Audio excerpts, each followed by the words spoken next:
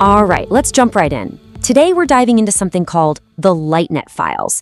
It's a whole collection of articles that put forward a pretty wild idea that there's this hidden, interconnected reality bubbling just under the surface of everything we see, and that they've started to map it out.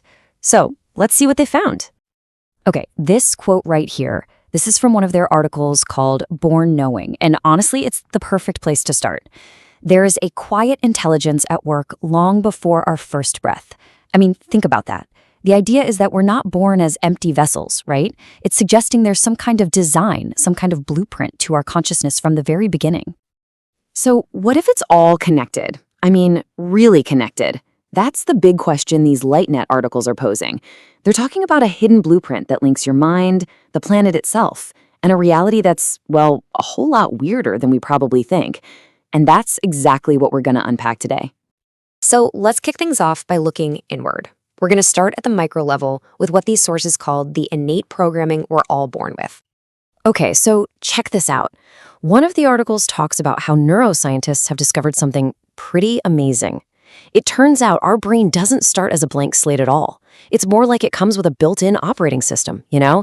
It's a framework that's already there, ready to guide how we develop and see the world before we've even had any sensory experiences. It's like the brain is anticipating a world it's never even seen.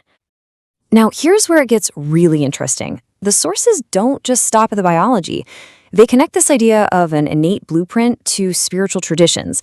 They bring up things like the path of the samurai, framing it as a way to live with total alignment and purpose. It's this idea that there's an inner warrior in all of us, built on principles like honor and discipline. And this idea of a complete inner system just keeps popping up.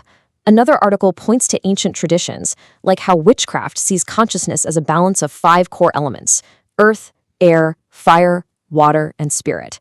Each one represents a different part of us, creating this whole system, this unifying center.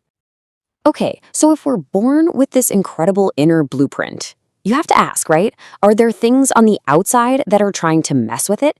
That's what we're getting into next, a system of control. And yeah, the sources point directly at the rise of digital surveillance.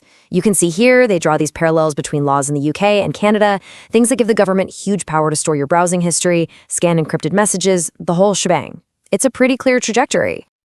And it's not just our phones and computers. Get this surveillance literally follows us into our cars. One of these articles breaks down just how much data modern vehicles collect. We're talking everything: GPS history, your facial expressions, even in-cabin conversations. Your car is basically a spy on wheels. So the sources then connect all this modern tech surveillance to a really old warning. This is a quote from Rudolf Steiner, way back in 1917. He supposedly predicted a future where, get this, a vaccine would be used to make it so that a person wouldn't even think to ask about the soul. It's a chilling idea, connecting physical intervention to spiritual disconnection. Okay, now we're going to zoom way, way out. We've looked at the blueprint inside us and the systems trying to control it. Now, what if the Earth itself has a blueprint? A deep memory of its own? So one article takes us on a journey like almost 2,000 miles beneath our feet.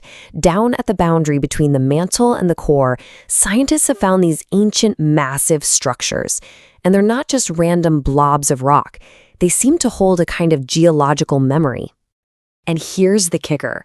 These things, these massive provinces under the Pacific and Africa and these ultra-low velocity zones, they aren't just weird geological formations. The sources see them as relics from a primordial world. Think of them like leftover pieces from when the Earth was first forming. Memories of an ancient magma ocean that might have actually shaped the planet to be perfect for life. All right, so we've gone from inside us to inside the Earth.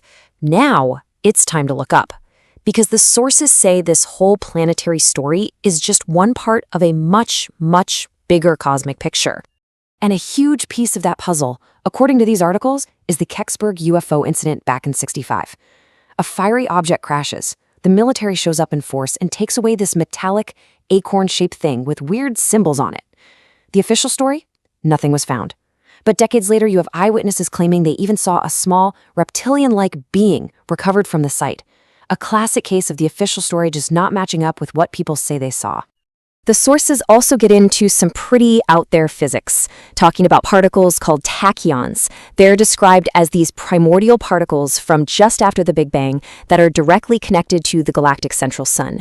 And the big claim here is that the flow of these tachyons to Earth, this sort of cosmic nourishment, has been artificially blocked. And that's where people come in.